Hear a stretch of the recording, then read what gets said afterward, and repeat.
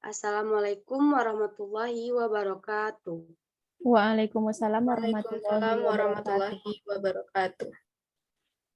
Alhamdulillah rabbil alamin. Assalatu wassalamu ala asrofil anbiya'i wal mursalin wa ala alihi wa ashabihi ajmain. Pertama dan utama sekali, marilah kita mengucapkan puji berserta syukur atas kehadiran Allah Subhanahu wa taala yang telah memberi kita rahmat dan karunia-Nya kepada kita semua sehingga kita dapat menghadiri acara seminar Saudara Hafifah Suherni pada hari ini. Salawat berserta salam tidak lupa pula kita hadiahkan kepada Nabi besar kita, yakninya Nabi Muhammad SAW, yang telah membawa kita dari alam kebodohan menuju alam yang berilmu pengetahuan saat sekarang ini. Yang terhormat Ibu Indri Rahmadanti selaku dosen pembimbing, yang terhormat Ibu Mulia Maria sebagai kontributor 1, dan yang terhormat Ibu Fani Linda Sophia selaku kontributor 2. Dan kepada para peserta seminar yang telah menyempatkan hadir pada pagi ini. Baiklah, pada hari ini, Kamis, tanggal 19 Mei 2022, jam 8, Saudara Hafifah Suherni akan melaksanakan seminar proposal dengan judul Penerapan Model Mind Mapping untuk meningkatkan hasil belajar peserta didik dalam pembelajaran tematik terpadu di kelas 5 SDN 12 Koto Gadang, 6 Koto Kabupaten Agam. Langsung saja kepada Saudara Hafifah Suherni untuk mempresentasikan proposalnya. Waktu dan tempat dipersilakan. Baik, terima kasih kepada moderator. Assalamualaikum warahmatullahi wabarakatuh. Waalaikumsalam warahmatullahi wabarakatuh. Selamat pagi. Terima kasih sebelumnya saya ucapkan kepada para dosen penguji, Ibu Mulia Maria sebagai kontributor 1 dan Ibu Fani Linda Sophia selaku kontributor 2 dan dosen pembimbing Ibu Indri Rahmadanti yang sudah berkenan hadir pada hari ini. Terima kasih juga kepada teman-teman saya yang sudah hadir untuk menyaksikan serta mendukung saya pada seminar kali ini. Pada kesempatan kali ini, izinkan saya memperkenalkan terlebih dahulu. Nama saya Hafifah Suherni dengan NIM 1912-9021 dari jurusan Pendidikan Guru Sekolah Dasar. Pada kesempatan kali ini, saya akan mempresentasikan proposal saya dengan judul Penerapan Model Mind Mapping peserta didik dalam pembelajaran tematik terpadu di kelas 5 SD Negeri 12 Koto Gadang, 6 Koto Kabupaten Agam.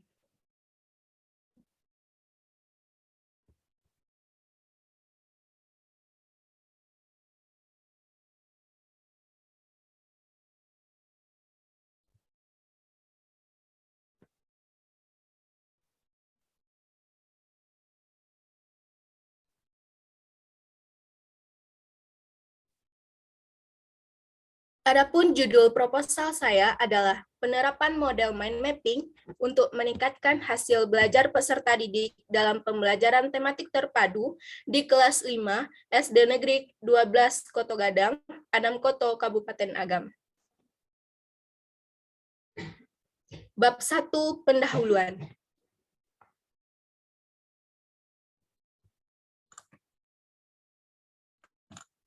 Latar belakang. Pembelajaran pada hakikatnya adalah usaha sadar dari seorang guru untuk membelajarkan peserta didiknya, mengarahkan interaksi peserta didik dengan sumber belajar lainnya dalam rangka mencapai tujuan yang diharapkan. Sesuai dengan pendapat Majid tahun 2014 halaman 15 yang menyatakan bahwa pembelajaran pada hakikatnya adalah suatu proses interaksi antara anak dengan sumber belajar, dan anak dengan pendidik. Kegiatan pembelajaran ini akan menjadi bermakna bagi anak jika dilakukan dalam lingkungan yang nyaman dan memberi rasa aman bagi anak. Pembelajaran tematik terpadu terpadu yang menggunakan tema untuk mengaitkan atau menggabungkan beberapa mata pelajaran sehingga dapat memberikan pengalaman bermakna serta memberikan pemahaman yang cepat kepada peserta didik. Menurut Hesti, dalam Hendra tahun 2008 berpendapat bahwa keberhasilan pembelajaran tematik terpadu dapat dipengaruhi oleh beberapa faktor seperti kualitas guru, karakteristik siswa, ketersediaan sarana dan prasarana, serta faktor lingkungan seperti kepemimpinan kepala sekolah.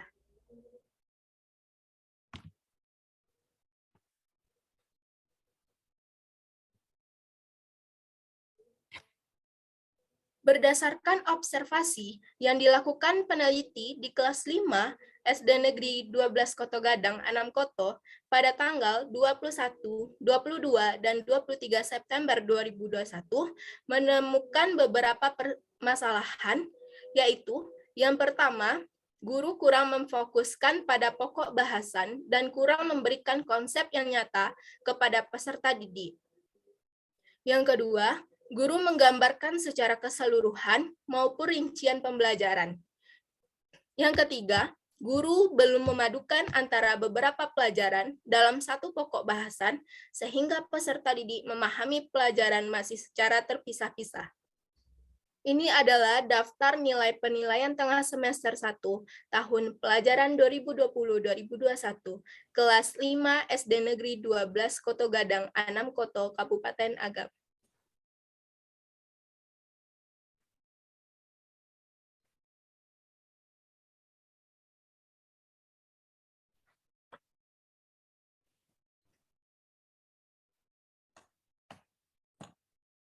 Adapun rumusan masalah, yang pertama, bagaimanakah rencana pelaksanaan pembelajaran atau RPP untuk meningkatkan hasil belajar peserta didik pada pembelajaran tematik terpadu dengan penerapan model mind mapping di kelas 5 SD Negeri 12 Koto Gadang, Anam Koto, Kabupaten Agam. Yang kedua, bagaimanakah pelaksanaan pembelajaran untuk meningkatkan hasil belajar peserta didik pada pembelajaran tematik terpadu dengan penerapan model mind mapping di kelas 5 SD Negeri 12 Koto Gadang, Anam Koto, Kabupaten Agam. Yang ketiga, bagaimanakah penerapan model mind mapping untuk meningkatkan hasil belajar peserta didik dalam pembelajaran tematik terpadu di kelas 5 SD Negeri 12 Koto Gadang, Anam Koto, Kabupaten Agam.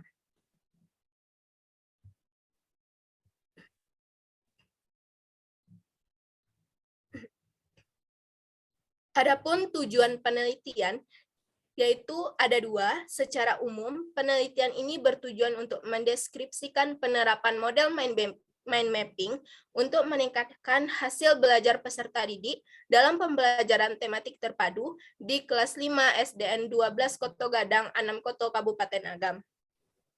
Secara khusus, penelitian ini bertujuan untuk mendeskripsikan yang pertama, rencana pelaksanaan pembelajaran atau RPP untuk penerapan model mind mapping untuk meningkatkan hasil belajar peserta didik dalam pembelajaran tematik terpadu di kelas 5 SDN 12 Koto Gadang, Anam Koto, Kabupaten Agam. Yang kedua, pelaksanaan pembelajaran dengan penerapan model mind mapping untuk meningkatkan hasil belajar peserta didik dalam pembelajaran tematik terpadu di kelas 5 SDN 12 Koto Gadang, Anam Koto, Kabupaten Agam. Yang ketiga, penerapan model mind mapping untuk meningkatkan hasil belajar peserta didik dalam pembelajaran tematik terpadu di kelas 5 SDN 12 Koto Gadang, Anam Koto, Kabupaten Agam.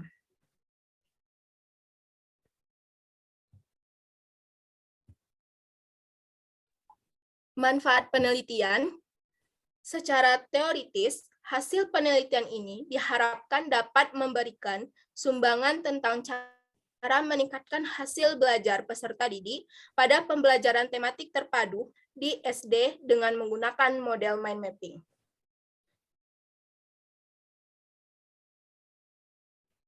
Manfaat secara praktis, hasil penelitian ini dapat bermanfaat sebagai berikut. Yang pertama, bagi peneliti, Penelitian ini diharapkan dapat menambah wawasan dan pengetahuan peneliti tentang model mind mapping dalam pembelajaran tematik terpadu. Yang kedua, bagi guru, penelitian ini diharapkan dapat meningkatkan kualitas belajar tematik dengan penerapan model mind mapping dalam pembelajaran tematik terpadu. Yang ketiga, bagi peserta didik, penelitian ini diharapkan dapat meningkatkan hasil belajar dengan penerapan model mind mapping dalam pembelajaran tematik terpadu. Yang keempat, bagi kepala sekolah dapat dijadikan sebagai referensi di dalam meningkatkan sistem pembelajaran yang akan diterapkan di sekolah dasar yang dipimpinnya serta memperkaya pengetahuan yang ada di dalam penerapan model mind mapping. Yang kelima, bagi peneliti lain dapat dijadikan sebagai referensi untuk melakukan penelitian. Selanjutnya yaitu kajian teori. Pengertian hasil belajar.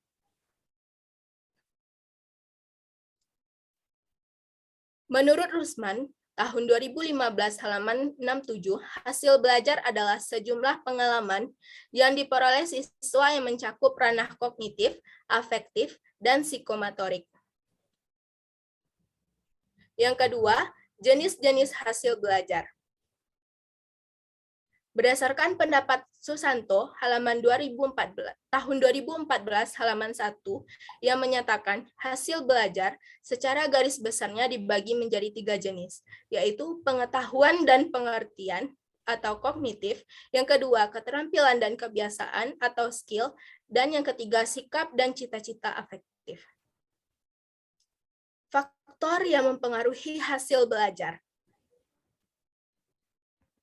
Faktor internal merupakan faktor dari dalam diri individu yang mempengaruhi hasil belajar yang terdiri dari faktor fisiologis berupa kondisi kesehatan yang prima, tidak dalam keadaan lelah dan capek, tidak dalam keadaan cacat jasmani, dan sebagainya. Faktor eksternal merupakan faktor dari luar dari individu yang mempengaruhi hasil belajar. Yang kedua, hakikat pembelajaran tematik terpadu. Pembelajaran tematik terpadu merupakan pembelajaran yang dilakukan melalui tema sebagai pusat perhatian yang dipergunakan untuk memahami gejala dan konsep. Yang kedua, karakteristik pembelajaran tematik terpadu. Menurut Majid, tahun 2014, halaman 89-90, sebagai suatu model pembelajaran di sekolah dasar, pembelajaran tematik terpadu melalui karakteristik yaitu yang pertama, berpusat pada siswa. Yang kedua, memberikan pengalaman langsung. Yang ketiga, pemisahan mata pelajaran tidak begitu jelas. Yang keempat, menyajikan konsep dari berbagai mata pelajaran. Yang kelima, bersifat fleksibel. Yang keenam, menggunakan prinsip belajar sambil bermain dan menyenangkan. Yang ketiga yaitu kelebihan pembelajaran tematik terpadu. Adapun berbagai kelebihan pembelajaran tematik terpadu menurut Kunandar dalam Ahmadi tahun 2014 halaman 92-93, kelebihan pembelajaran tematik terpadu yaitu yang pertama, menyenangkan karena berangkat dari minat dan kebutuhan peserta didik. Yang kedua, memberikan pengalaman dan kegiatan belajar mengajar yang relevan dengan tingkat perkembangan dan kebutuhan peserta didik. Yang ketiga, hasil belajar dapat bertahan lama karena lebih berkesan dan bermakna. Yang keempat, mengembangkan keterampilan berpikir peserta didik sesuai dengan persoalan yang dihadapi. Yang kelima, menumbuhkan keterampilan sosial melalui kerjasama. Yang keenam, memiliki sikap toleransi, komunikasi, dan tanggap terhadap gagasan orang lain. Dan terakhir yaitu menyajikan kegiatan yang bersifat nyata sesuai dengan persoalan yang dihadapi dalam lingkungan peserta didik. Yang keempat yaitu prinsip pembelajaran tematik terpadu. Menurut Ahmadi, tahun 2014, halaman 92, ada beberapa prinsip dasar yang perlu diperhatikan, yaitu yang pertama, bersifat kontekstual atau terintegrasi dengan lingkungan. Yang kedua, bentuk belajar dirancang agar siswa menemukan tema. Dan yang ketiga yaitu efisiensi. Yang ketiga yaitu pendekatan saintifik. Menurut Kemendikbud tahun 2013 memberikan konsepsi bahwa pendekatan ilmiah atau scientific approach dalam pembelajaran mencakup komponen mengamati, menanya, mencoba, mengolah, menyajikan, menyimpulkan, dan mencipta. Yang kedua yaitu tujuan pendekatan saintifik. Tujuan pembelajaran dengan pendekatan saintifik didasarkan pada keunggulan pendekatan tersebut. Beberapa tujuan pembelajaran dengan pendekatan saintifik yaitu, yang pertama, untuk meningkatkan kemampuan intelek, khususnya kemampuan berpikir tingkat tinggi siswa. Yang kedua, untuk membantu kemampuan siswa dalam menyelesaikan suatu masalah secara sistematik. Yang ketiga, terciptanya kondisi pembelajaran di mana siswa merasa bahwa belajar itu merupakan suatu kebutuhan. Yang keempat, diperolehnya hasil belajar yang tinggi. Yang kelima, untuk melatih siswa dalam mengkomunikasikan ide-ide khususnya dalam menulis artikel ilmiah. Yang keenam, untuk mengembangkan karakteristik siswa. Langkah-langkah pendekatan saintifik. Yang pertama, mengamati atau observasi. Yang kedua, menanya. Yang ketiga, menalar. Yang keempat, mencoba. Dan yang kelima, mengkomunikasikan. Selanjutnya yaitu kelebihan pendekatan saintifik. Menurut Kemendikbud tahun 2014, halaman 32, secara umum, pendekatan saintifik mempunyai banyak kelebihan yang sangat bermanfaat bagi perkembangan peserta didik dalam pengetahuan kognitif, sikap, afektif, dan yang keempat, model mind mapping. Model mind mapping merupakan teknik mencatat tingkat tinggi yang memanfaatkan keseluruhan otak, yaitu otak kiri dan otak kanan. Belahan otak kiri berfungsi menerapkan fungsi-fungsi logis, yaitu bentuk-bentuk belajar yang langkah-langkahnya mengikuti urutan-urutan tertentu. Sedangkan otak kanan cenderung lebih memproses informasi dalam bentuk gambar-gambar, simbol-simbol, dan warna. Kelebihan model mind mapping. Secara rinci dapat dikemukakan bahwa kelebihan model mind mapping adalah yang pertama, pembelajaran akan menarik sebab diawali dari suatu permasalahan yang aktual. Yang kedua, dapat melatih alur pikir siswa yang relevan dengan kajian permasalahan. Yang ketiga, dapat meningkatkan kerjasama antara siswa karena pembelajaran dilakukan dalam kelompok. Yang keempat, dimungkinkan siswa untuk mengeluarkan ide atau gagasannya secara baik dan sistematis. Yang kelima, dimungkinkan siswa mengetahui kompetensinya sejauh mana kemampuan yang ia miliki. Langkah-langkah dalam membuat mind mapping. Menurut Busan, tahun 2007, halaman 15, langkah-langkah dalam membuat mind mapping adalah sebagai berikut. Yang pertama, mulailah dari bagian tengah kertas kosong yang sisi panjangnya diletakkan mendatar. Yang kedua, gunakan gambar atau foto untuk ide sentral karena sebuah gambar bermakna 1000 kata dalam membantu kita menggunakan imajinasi. Yang ketiga, gunakan warna. Yang keempat, hubungkan cabang-cabang utama ke gambar pusat dan hubungkan cabang-cabang tingkat 2 dan 3 ke tingkat 1 dan 2, dan seterusnya. Yang kelima, buatlah garis hubung yang melengkung, bukan garis lurus. Yang keenam, gunakan satu kata kunci untuk setiap garis. Yang ketujuh, gunakan gambar, karena seperti gambar sentral, setiap gambar bermakna 1000 kata. Jadi, bila kita hanya mempunyai 10 gambar di dalam mind mapping, kita sudah setara dengan 10.000 kata catatan.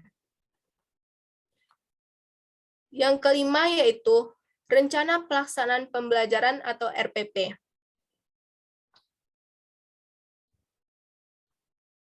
Prinsip penyusunan RPP.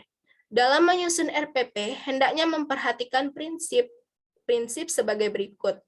yaitu yang pertama, perbedaan individual peserta didik antara lain kemampuan awal, tingkat intelektual, bakat, potensi, minat, motivasi belajar, kemampuan sosial, emosi, gaya belajar, kebutuhan khusus, dan belajar, latar belakang budaya, norma, nilai, dan lingkungan peserta didik. Yang kedua, partisipasi aktif peserta didik. Yang ketiga, berpusat pada peserta didik untuk mendorong semangat belajar, motivasi, minat, kreativitas, inisiatif, inspirasi, inovasi, dan kemandirian. Yang keempat, pengembangan budaya membaca dan menulis yang dirancang untuk mengembangkan kegemaran membaca, pemahaman beragam bacaan, dan berekspresi dalam berbagai bentuk tulisan. Yang kelima, pemberian umpan balik dan tindak lanjut RPP memuat rancangan program pemberian umpan balik positif, penguatan, pengayaan, dan remedi.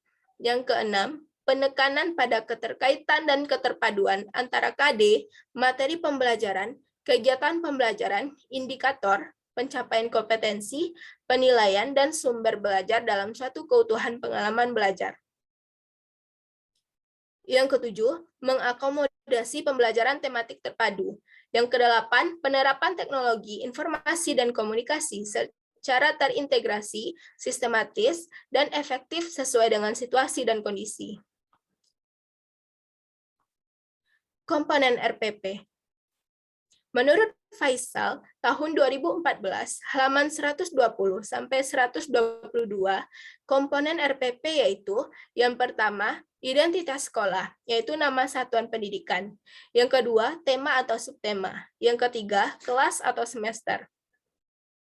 Yang keempat, materi pokok. Yang kelima, alokasi waktu. Yang keenam, kompetensi inti atau KI. Yang ketujuh, kompetensi dasar dan indikator pencapaian kompetensi. Yang kedelapan, tujuan pembelajaran. Yang kesembilan, materi pembelajaran. 10, metode pembelajaran. 11, media pembelajaran, alat, dan sumber pembelajaran. 12, langkah-langkah kegiatan pembelajaran mencakup pendahuluan, kegiatan, dan penutup. Dan yang ke-13 yaitu penilaian. Yang keenam yaitu Higher Order Thinking Skill atau HOTS.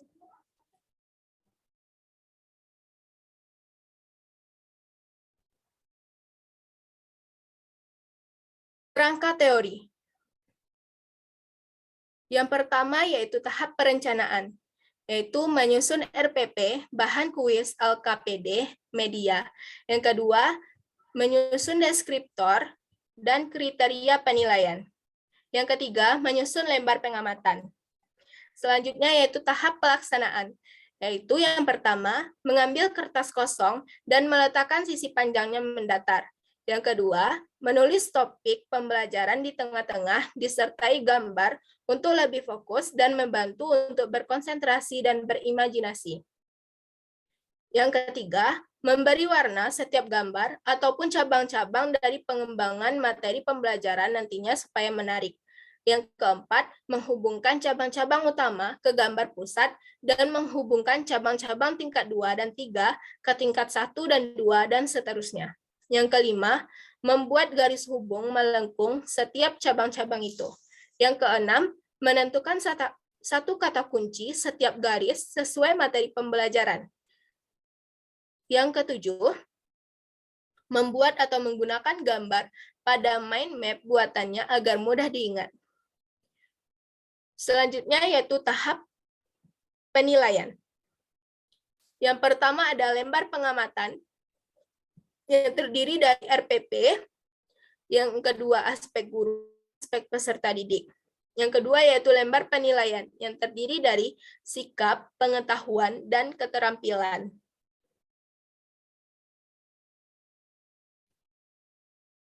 Bab 3, metodologi penelitian. Yang pertama yaitu setting penelitian. Yaitu ada tempat penelitian. Penelitian ini dilaksanakan di SDN 12 Koto Gadang, Anam Koto. Adapun beberapa faktor pendukung dan pertimbangan penelitian memilih sekolah ini, yaitu yang pertama, pada pelaksanaan pembelajaran tematik terpadu, guru masih menggunakan strategi pembelajaran yang kurang mampu mengaktifkan peserta didik.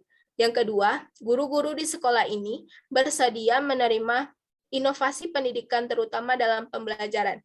Yang ketiga, sekolah sudah menerapkan kurikulum 2013. Yang kedua, subjek penelitian. Subjek penelitian ini adalah peserta didik kelas 5 SDN 12 Koto Gadang Anam Koto. Yang ketiga, waktu dan lama penelitian. Penelitian ini dilaksanakan pada semester 2 atau genap pada Januari-Juni tahun ajaran 2021-2022 di SDN 12 Koto Gadang Anam Koto. Yang kedua yaitu rancangan penelitian. Yang pertama, pendekatan penelitian.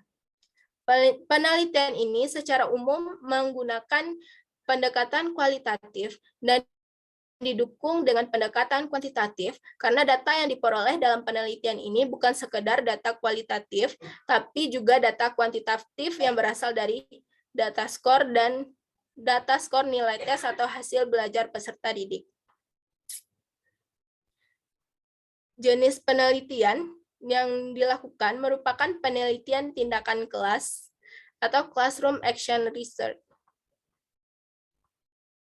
Alur penelitian, secara garis besar terdapat 4 tahapan yang akan dilalui pada penelitian ini, yaitu perencanaan, pelaksanaan, pengamatan, dan refleksi.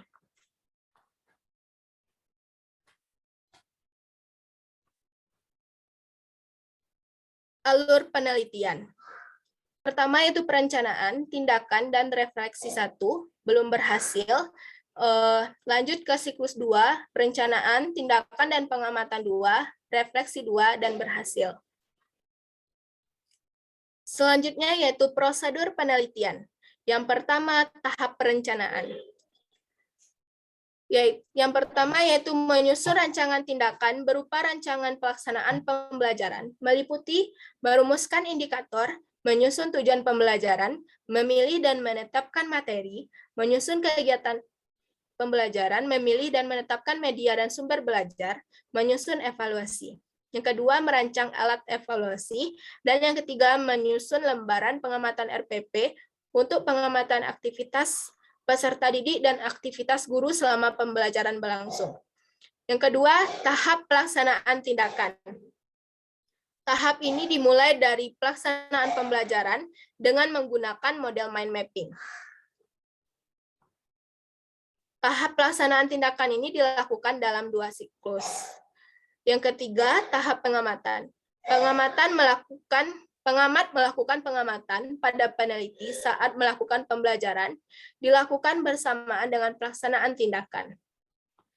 Yang keempat adalah tahap refleksi. Refleksi ini dilakukan di akhir tindakan dan pengamatan selesai dilaksanakan.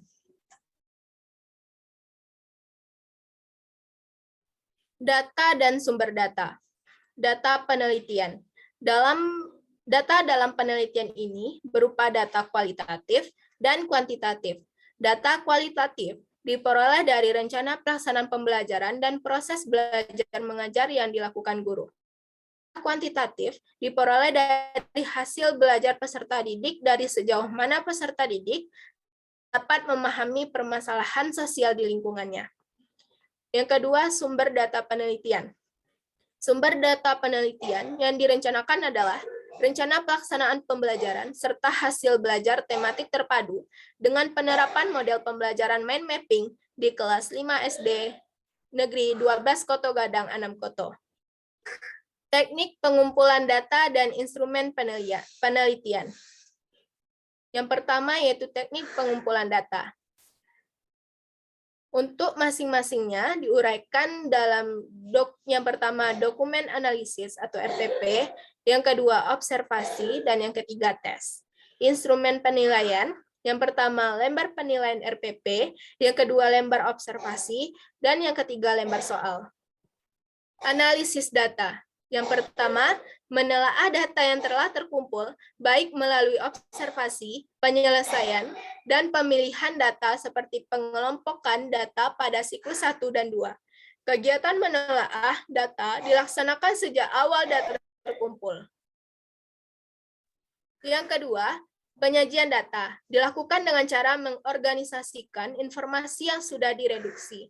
Data tersebut mula-mula disajikan secara terpisah, tetapi setelah tindakan terakhir direduksi, keseluruhan data tindakan dirangkum dan disajikan secara terpadu sehingga diperoleh sajian tunggal berdasarkan pembelajaran tentang permasalahan sosial di daerahnya. Yang ketiga, menyimpulkan hasil penelitian yang dilakukan dengan cara peninjauan kembali lembar observasi serta bertukar pikiran dengan ahli atau guru yang kompeten dalam bidangnya.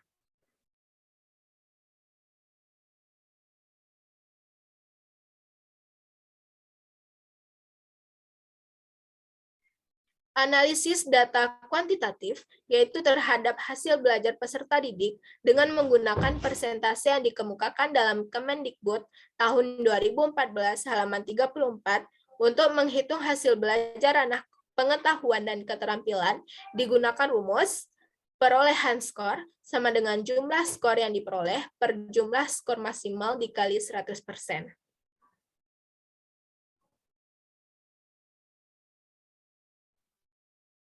Baiklah, itulah tampilan proposal saya. Saya kembalikan kepada moderator.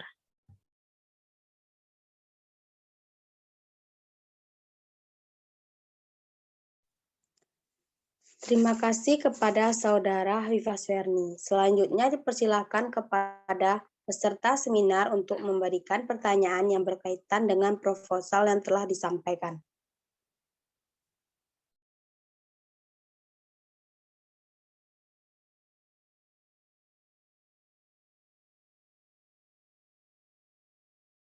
Baiklah, jika tidak ada, langsung saja selanjutnya masukan dan saran dari Ibu Mulia Maria sebagai kontributor 1, waktu dan tempatnya dipersilakan. Baiklah, terima kasih kepada moderator. Ananda Hafifah Suherni, tanda kutipan dalam proposalnya diperbaiki lagi. Coba Anda lihat lagi proposal Ananda, apabila ada kutipan lebih dari 40 kata, kemudian kata Ananda itu diblok. Dan apabila kata Ananda kurang dari 40 kata, baru diberi tanda kutip ya, Hafifah. Terima kasih saya ucapkan kepada Ibu Mulia Maria selaku kontributor 1. Selanjutnya dipersilakan kepada Ibu Fani Linda Sofia sebagai kontributor 2 memberikan masukan dan saran. Kepada Ibu Fani, waktu dan tempat dipersilakan. Baiklah, terima kasih kepada moderator. Saya setuju dengan pendapat dari kontributor 1, yaitu Ibu Mulia Maria. Seharusnya diperhatikan lagi cara mengutipnya. Di sini saya ingin bertanya kepada Hafifah Suherni, yaitu kenapa saudara memilih judul ini? Sekian dari saya kembalikan kepada moderator. Baik, Bu. Dari penelitian yang saya lakukan, terdapat permasalahan pelaksanaan pembelajaran yang ditemukan, yaitu yang pertama, guru kurang mampu memfokuskan pada pokok bahasan dan kurang memberikan konsep yang nyata kepada peserta didik, sehingga peserta didik tersebut merasa bingung apa pokok pembelajaran yang dipelajari mereka. Dan yang kedua, guru kurang menggambarkan secara keseluruhan maupun rincian pembelajaran. Guru hanya menggambarkan dalam ruang lingkup kecil saja sehingga pengetahuan peserta didik tidak luas. Yang ketiga, guru belum memadukan antara beberapa pelajaran dalam satu pokok bahasan sehingga peserta didik memahami pelajaran masih secara terpisah-pisah. Nah, memperhatikan masalah tersebut, untuk mengatasi permasalahannya perlu kiranya dikembangkan dan diterapkan suatu model pembelajaran yang lebih efektif dan banyak melibatkan peserta didik agar lebih aktif, kreatif, menyenangkan secara kritis dalam menghadapi suatu masalah dan dapat saling membantu sesamanya dengan menggunakan model pembelajaran yang sesuai dengan pembelajaran tematik terpadu. Nah, salah satu model pembelajaran yang cocok adalah model mind mapping. Terima kasih saya ucapkan kepada Ibu Fani Linda Sofia sebagai kontributor 2 yang telah memberikan masukan dan sarannya untuk perbaikan proposal ini. Selanjutnya dipersilakan kepada Ibu Indri Ramadanti selaku pembimbing untuk memberikan masukan dan saran. Kepada Ibu Indri dipersilakan. Baiklah, terima kasih saya ucapkan kepada kontributor 1 dan kontributor 2 yang telah memberikan arahan dan masukan terhadap perbaikan proposal Hafifah Suherni. Untuk kedepannya, Hafifah Suherni akan memperbaiki dan memberikan revisi yang telah diperbaiki kepada Ibu. Iya, Afi? Iya, Bu. Baiklah, saya kembalikan kepada moderator. Terima kasih saya ucapkan kepada Ibu Indri Ramadanti selaku pembimbing. Nah, selanjutnya demikianlah seminar proposal Hafifah Suherni pada hari ini. Saya Fitri Wahyuni selaku moderator mohon maaf atas segala kesalahan dan kekurangan. Akhir kata saya ucapkan terima kasih dan kita akhiri dengan mengucapkan hamdalah. Alhamdulillahirabbil alamin. Assalamualaikum warahmatullahi wabarakatuh. Waalaikumsalam warahmatullahi wabarakatuh.